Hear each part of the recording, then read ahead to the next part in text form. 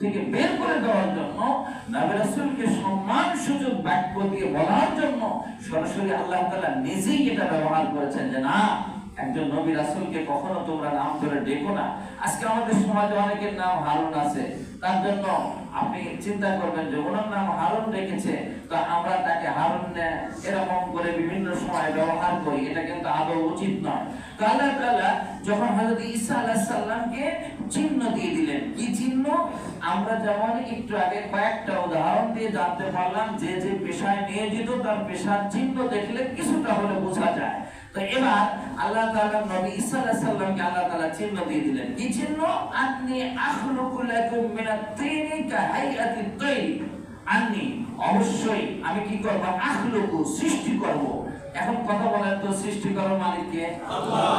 এই আখলুকু হযরত ঈসা আলাইহিস সালাম বললেন আমি সৃষ্টি করব।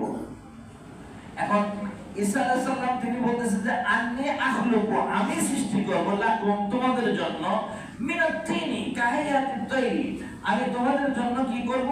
সৃষ্টি করব, মাটি দিয়ে একটা পাখির আকৃতি তৈরি করব। কাহাইয়াতিত তাইর, তাইর শব্দের অর্থ হলো পাখি। তাহলে ইনি কিন্তু এখানে আয়াতের দ্বারা বোঝা গেল আমি সৃষ্টি করব মিনাত তিন, তিন শব্দের অর্থ হলো মাটি। এই যে ল্যান্ড, যেটা মাটি আছে, এই মাটি থেকে আমি তৈরি করব তাইর, পাখি।